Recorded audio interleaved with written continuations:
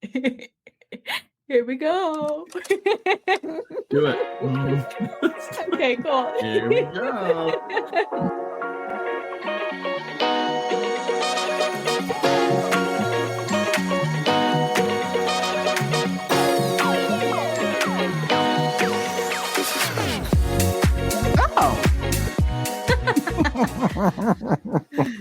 I sounded like Nelson in a minute. For a minute you there. did. Thank you.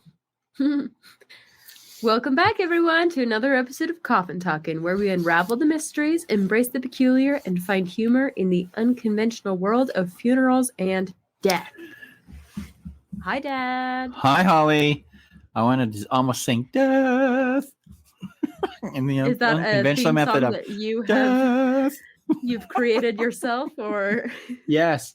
Good thing. Here's a interesting thing. There should be prototypes of the shirt, the license plate, and the keychain available here within the next 2 weeks.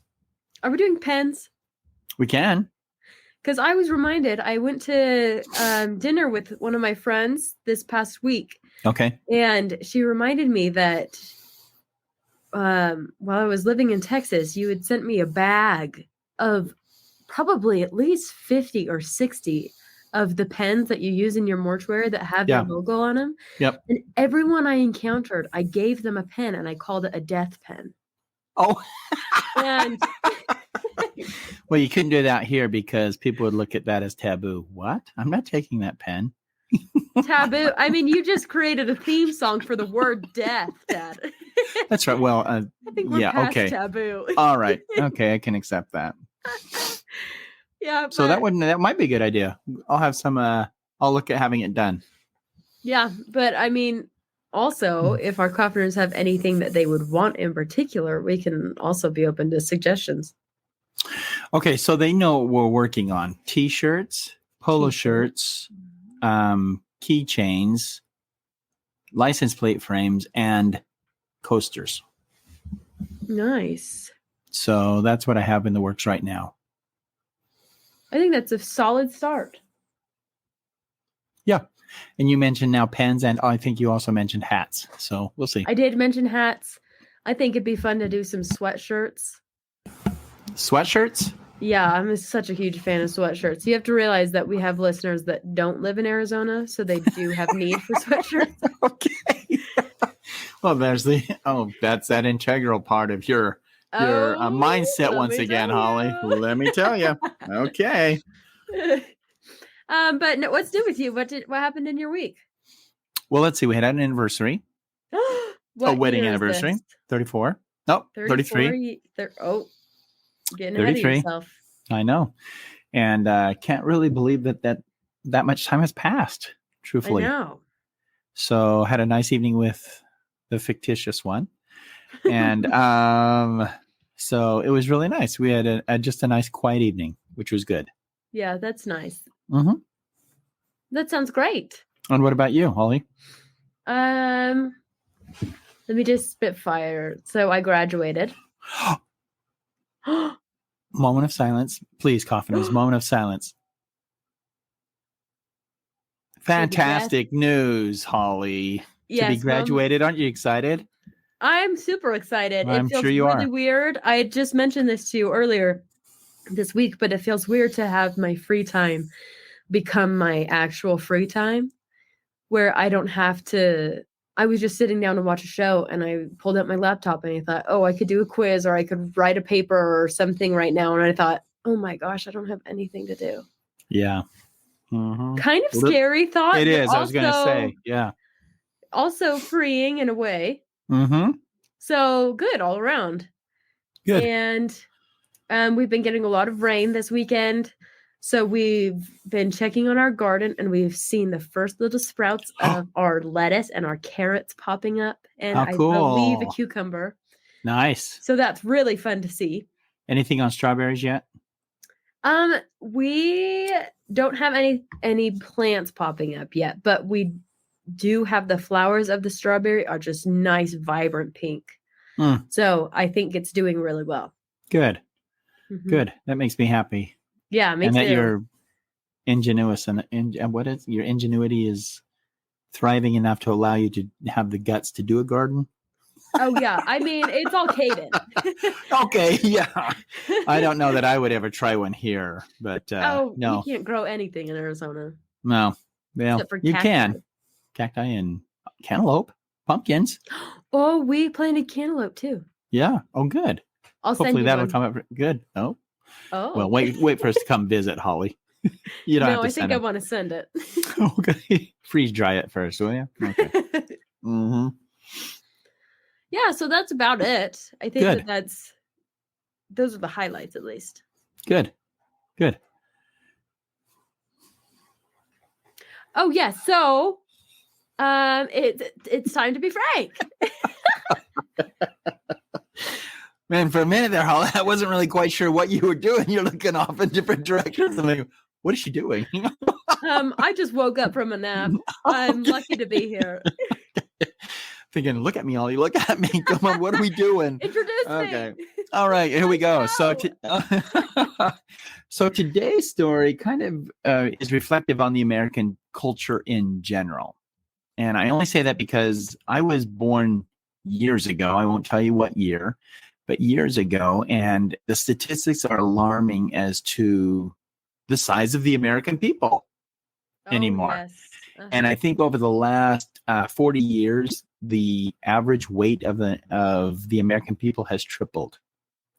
And so I want to talk a little bit about some of the mishaps that can occur with individuals that are heavier as opposed to someone that weighs. And let's say in our discussion today that the average weight of an individual would be 180 to 220 pounds. Fair? Mm-hmm. So Yeah, anything that anytime a person reaches 300 pounds or more, I always, whenever we get a first call where someone has called us to let us know of the passing of a loved one, in the course of my conversation, I will say, how heavy is your loved one? Mm-hmm. And if they hem and haw, sometimes they'll say, I don't think he's over 130. I don't think she's over 100. But then if they get close to the 200-pound mark, 250, I'll say, do you think that they weigh over 300 pounds? And inevitably, they'll say, well, he was just weighed or she was just weighed at the hospital and they came back with 280 or 290, something like that. So in my mind, I think, and whenever we get to the 290-pound range, I always in my mind think 350. Okay, just so why do you think that? Only because I give myself in my mindset, I have to be prepared a buffer to be in working case with they some, are yeah, heavier. That's correct, because not everybody's accurate. If you had to look at Caden right now, maybe you know. Do you know how much he weighs? Oh, I don't know. See, I look at Lisa. Don't know. No idea. Yeah, see, and when people are lying down, it's misleading because Right. a lot of times when people are standing, that excess body fat will hang over the belt line. Gravity. Or yeah, exactly. And so you don't always see that when someone is lying down. And so you just don't know how much that individual may weigh. So I think right now in America, 10% of Americans right now are morbidly obese. Is that all? Well, I think that's a lot. 10%. Maybe I just have a pessimistic view. I thought more people That's like would be more 3 million obese. people. Yeah. And then, but 60% are obese. 10% are morbidly obese. Oh, okay. So there now the difference between obese, like the body index, the body mass index, that's a little bit. It says, well, anyway, they would probably consider 15% of your body fat. Yes, and I'm just saying that a lot of times, most everybody that I know of would be considered obese according to that graph. Yeah, a lot. Yeah. So, and even though they look fit, okay. So anyway, let's go back a little bit to the story. I had received a first call on an individual from not the wife, but a sister to the deceased, who said that they had passed away and that they wanted us to go ahead and take care of the services. So I took down the initial information, the important information, and had started workup folder for this individual. I specifically, myself, went to the hospital. They told us he weighed about 140 pounds and had gone to the hospital. And I was really quite surprised because he probably weighed less than 140, which was nice. And Right. so I just remember pulling him over. And just so you know, right now in today's society, the majority of people would be placed in a cadaver pouch or a plastic container of some sort that would hold all the body fluids in and keep the body intact and just allow for easier transport. But when this happened years ago, the bodies were just, the individuals that had passed away were just wrapped in sheets. And so I remember pulling him onto the gurney and thinking, oh my gosh, finally one that's not quote unquote leaking. In other words, where skin tissue has started to separate and you can pull on them and then all of a sudden you get these little grease or watermarks on the sheets, and it's not a comfortable feeling. But anyway, I thought, okay, good. He's all intact. And so I went on ahead and went back to the mortuary, did other things, and I waited for the sister to call me. She never did. So I ended up calling her probably about 3 days after bringing Mr. So-and-so into our care. I called the sister and I said, hey, I just want to know what your thoughts are, what you were planning on doing for your brother. And she goes, oh, the wife has to call you. And I said, oh, I didn't realize that he had a wife. And she said, just give her a couple of days. I'm sure it'll be fine, but give her a couple of days if you don't mind, and she'll be in touch with you. I said, perfect. So I didn't really think more about it until about 3 days later. I looked at the board and the name was still there, and there had been no movement as far as services, type of disposition, meaning burial or cremation, ship out. Nothing was next to his name. So when I had initially talked to the sister, the second time she'd given me the wife's name and number. So I called her and I just said, hey, this is Frank from the local mortuary, and we have your husband in our care. And she said, oh, okay. Could I come and see you tomorrow? And I said, yeah, that's fine. Just what time would be good for you? And so she gave me a time. It was towards the afternoon. And I said, I'll see you then. So we hung up the phone. The next day comes around and she comes to the door, and no joke, you know how most mortuaries will have a double door entry into their facility. She opened the one side and sidestepped in. So she was that big. She was very large. She was large. And she walked in and she said, I'm here to see Frank. And I looked at her and I said, oh, I'm Frank. And she gave me her name and I said, oh my gosh, it's so nice to meet you.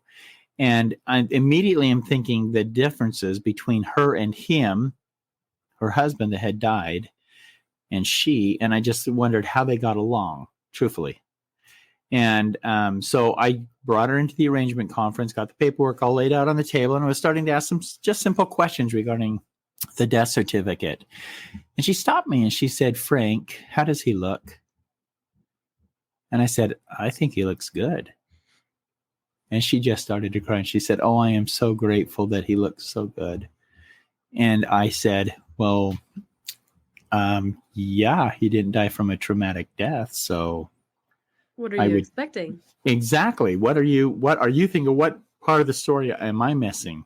And then she went on ahead and she actually said this as part of her explanation. She said, well, I first off have to tell you why it took me so long to come in. Now, from the time of his passing to the time we were now talking in person, it had been a week. Okay. And so I said, that's okay. You don't have to tell me anything. But she says, I think I owe you an explanation. And she said, I was under house arrest.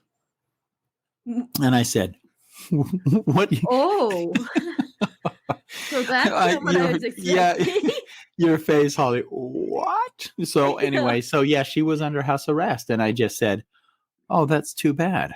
I'm sorry that you were under house arrest. And, again, trying to play it cool, not wanting to pry in any way. Right. She said, have you got just a minute that we can just sit here and talk?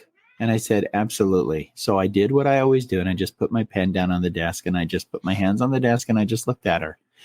And she said, well, my husband and I have been married for 13 years.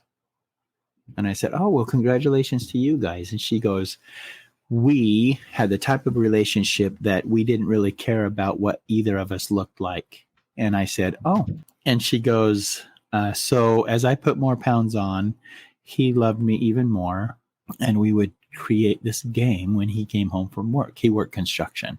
Mm-hmm. And the game was that he would walk behind her and kind of try and surprise her and then tickle her to where she would start laughing. And then they would do a little run around the house. No children, but Okay. they would run around the house. And for the game to finally end, he would sit in a chair and she would sit on top of him. And that's how the game would end. Mm-hmm. On this particular event, she sat on him and the chair cracked. It cracked to the degree where the arms of the chair buckled over her lap where she couldn't get out of the chair. And he was screaming. He wasn't screaming, but he started saying, I can't breathe. You need to get off of me. I can't breathe. I can't breathe. And so she's starting in major tears right now as she's telling this story. And she starts screaming, and she couldn't. And at that time, there were no real portable cell phones that you, like the small ones that we have right now. Yeah. These were the huge bricks that we called them, bricks. Yeah. And she was trying to reach for her the phone to call for someone to get help. She couldn't reach the phone. She was screaming at the top of her lungs for help from the neighbors to come over. No one heard her. No one came to her assistance. And so finally she started doing a little jig or a little bounce on his lap, trying to see if she could get the chair to give way completely. And it didn't work. So the only thing she could do is push back. And she pushed back and the chair toppled and she went right onto her husband. And she was being of her size. She couldn't get off of him. Yeah, she couldn't roll over. She couldn't get on top or get herself off the floor. And so she said, all I did was sat there and I watched him. And in tears, I laid on my belly and I watched the life leave him.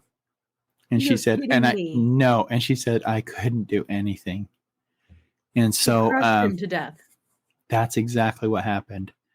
And so she went on ahead and she was telling me the additional amount of the story, how the cops came, fire department had come to actually get her off the floor to allow her to sit in her favorite chair in the house. And then they started going through the situation as far as what happened and what rose to his death.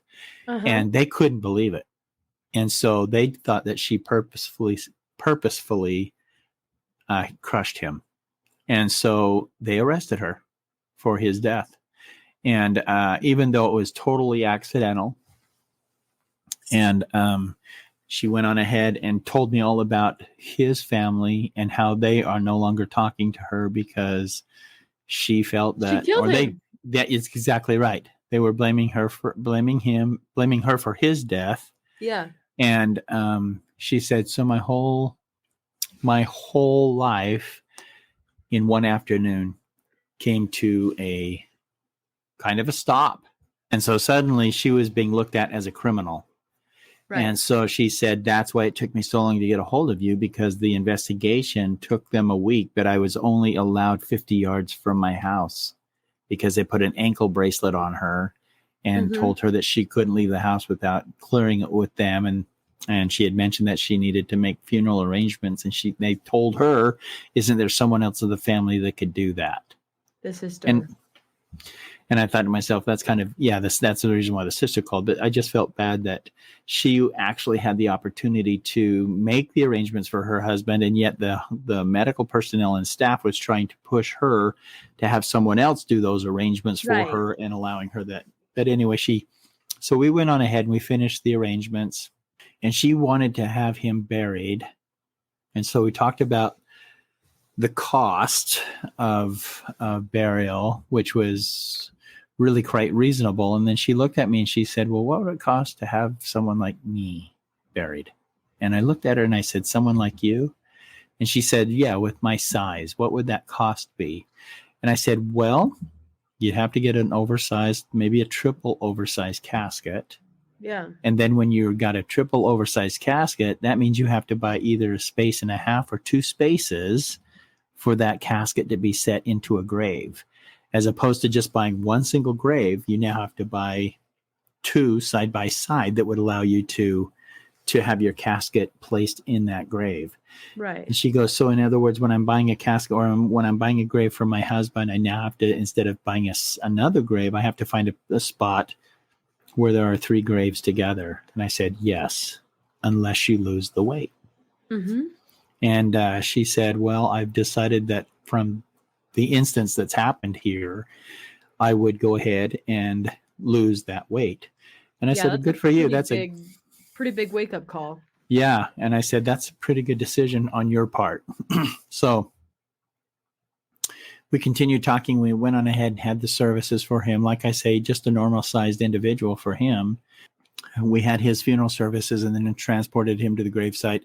He was buried. And then she said, I'll be talking to you in a couple of weeks, Frank. Well, in a couple of weeks, she came back, and I'm not kidding you. If she weighed 500 pounds, in 2 weeks, she probably lost 50 pounds, and it was noticeable. Seriously? And I said, oh my gosh, you're doing great. And she goes, well, I'm so nervous. I can't eat. I'm being threatened all the time by my husband's family, saying that we should never have gotten married. And I said, you mean after 13 years, they're finally bringing this up only because he passed away? She said, yeah, they never said anything like this prior to his passing. Right. And so we all went on ahead and continued, and she continued talking to me about every 2 weeks for, I don't know, probably the next 3 to 4 months. Mm-hmm. And every single time she was losing weight. And wow. I think the last time I talked to her, she was right around 300 pounds. Oh and I know, that's what I said. And I looked at her and I said, you look wonderful. And she goes, well, the only thing she was concerned with is, would she have to now have that third space, the third burial space from the, when our initial talk was where, how much would it cost me to bury me? Yeah. So I have to buy a space for my husband and then 2 spaces for me. Remember that conversation? Yeah. So her comment to me was, could I get into 1 space now? I said, yes, you could, without question. No problem. And so you know where this is headed.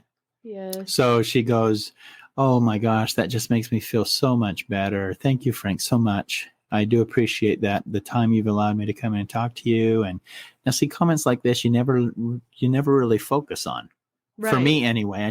I never do, because I always like to liken the best of people.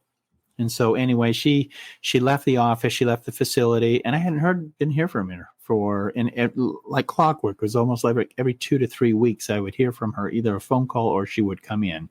Yeah. And never heard from her. And about 2 months had passed by when we received a first call.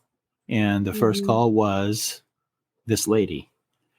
And I looked at the name and I just thought to myself, surely this isn't the same lady. Because there are people that have different names. I mean, there are people out there that have sometimes the same names as it would go on. And sure enough, when I got to the house, I was greeted by the sister to her, who was another really heavyset woman. Mm-hmm. And she exclaimed to me, or told me where this woman, where her body was located. And so I went into the room, and there she was on the floor. And next to her, a medical examiner, and had still been there, the police, they were still there. But next to her was this prescription bottle of pills that were still in her hand, but opened and dripped out onto the floor. Mm-hmm. And so it was obvious to me that she had probably taken too many pills. Yeah. And so her life was ended. And the sister, and I got kind of offended at this moment, because the sister said, are you Frank? And I said, yes. And she said, my sister talked a lot about you. And I said, oh, well, good. She said, I'm glad that you were there to talk to her, but I'm sorry that you mentioned to her that she probably needed to lose some weight. And I looked at her and I said, you mean I told her she had to lose weight? Is that what you're telling me? Yeah. And she goes, yeah, that's exactly what I'm inferring. And I said, I've never said anything like that. I said, at the weight you are, this will be it, unless you lose weight. I didn't say you had to lose weight. I didn't tell her she had to go do that. Right. But she said ever since then, all she's focused on is losing weight. And her whole demeanor, her whole character changed. And so I've always looked at that, number one, this story, as a indicator to me to never focus on someone's weight. Mm-hmm. And never to allow someone else to pull me into a conversation that would allow me to then offer my own opinion, right, as to what she should do, even though she asked. Was we in the course of a conversation? Yeah. And so coffiners need to know whenever anybody comes into the facility, any mortuary, we have what's called shelving units. And sorry to say it that like that, but in our coolers, there are shelves. And individuals that once they pass away are placed on shelves in those coolers. Now, they're designed to hold individuals up to 280 pounds, 300 at the most. So anytime you get someone that's over 300 pounds, they have to go on another device, which occupies even more room than the shelving unit. Mm-hmm. So that's the reason why you're going to see, and I see it all the time now, mortuaries are refusing to take individuals that weigh over 350 pounds. They just flat out refuse. And they can do that. They can say, sorry, your loved one's too heavy for us to handle as a funeral home or as a mortuary. So we are therefore going to go ahead and decline even coming to bring that person into our care. We can make make suggestions as to who you'd like to possibly use or move to, but we will not be able to help you. Right. And you're seeing that more and more and more. This past week, our facility, and it wasn't because of refusal from somewhere else, but in our own facility, we picked up 2 individuals that were 350 and another one pushing 400.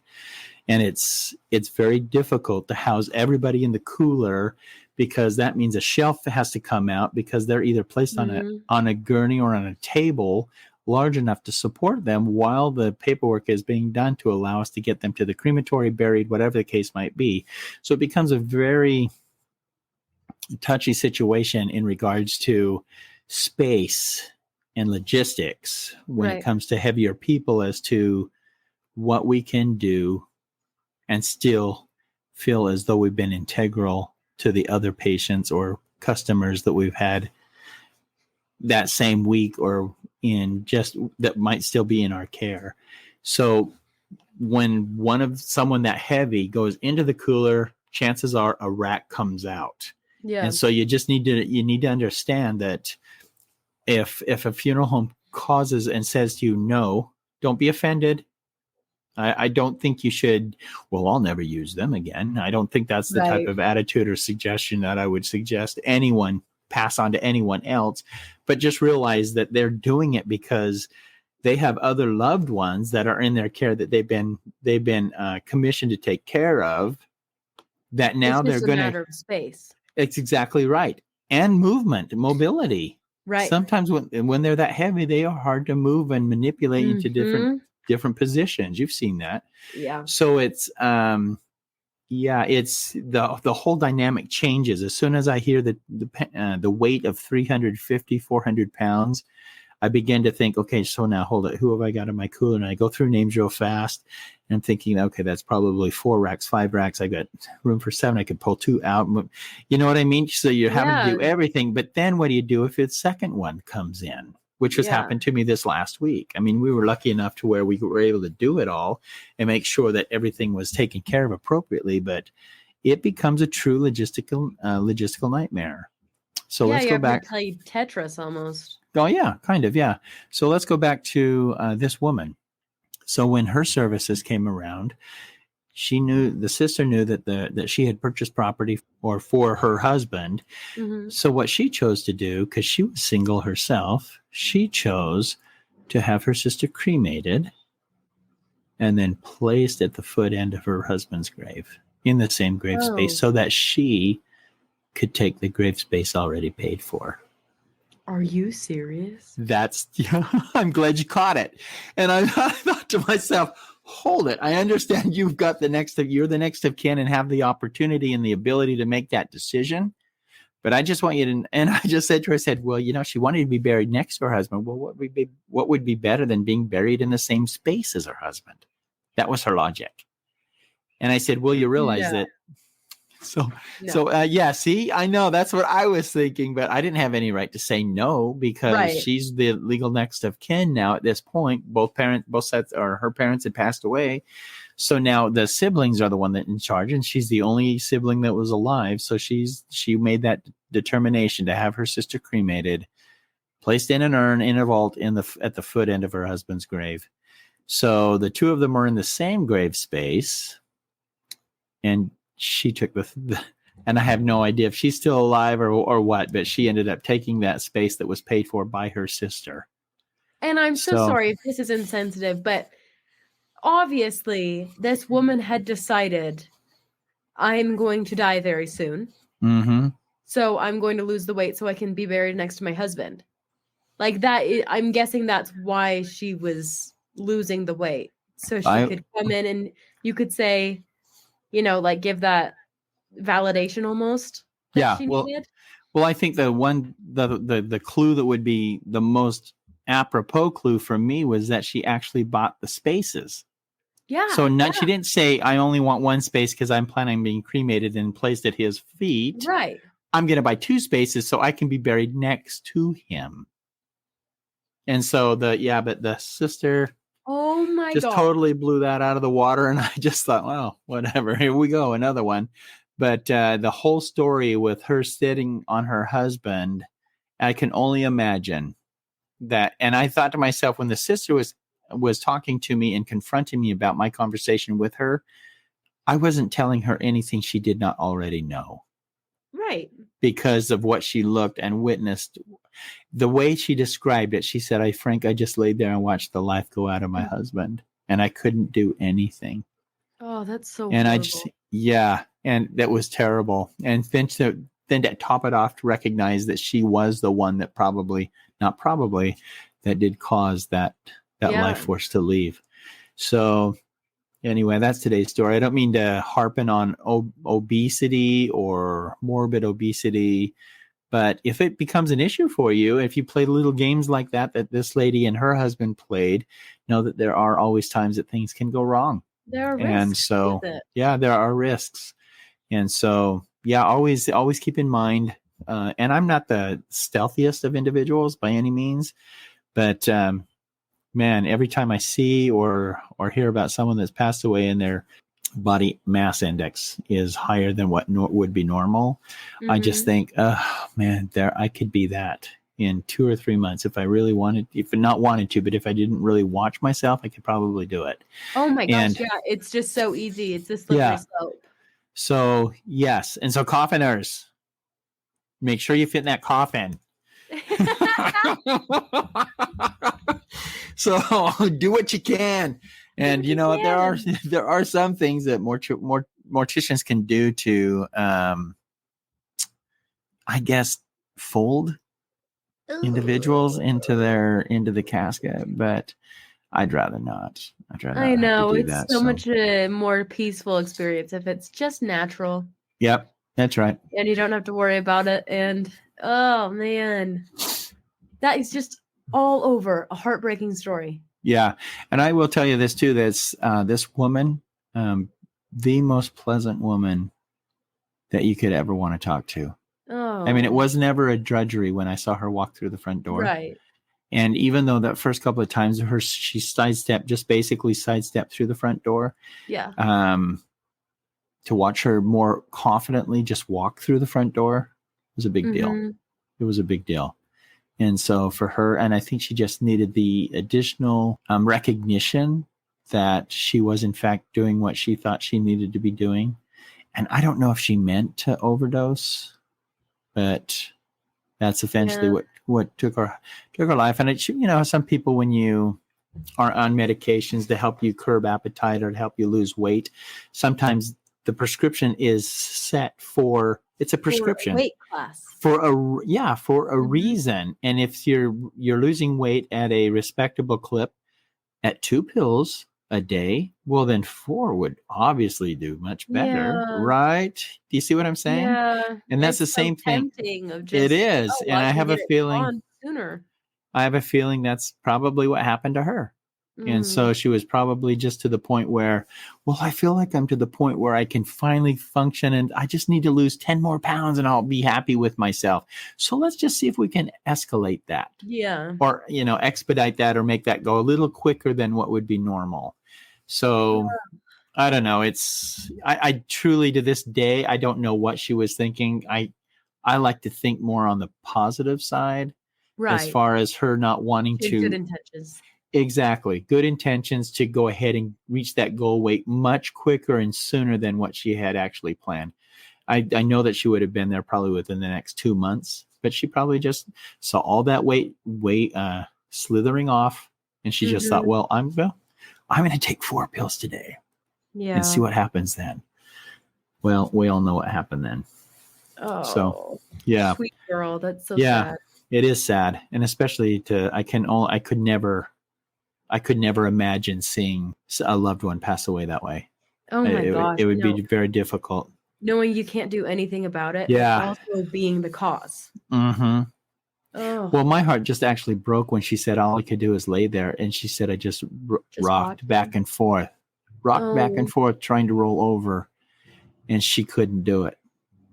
And I thought, oh my gosh, it would be terrible to be in that predicament. Yeah. Anyway, and I know there are probably some coffiners out there that know people, or maybe you are like that yourself.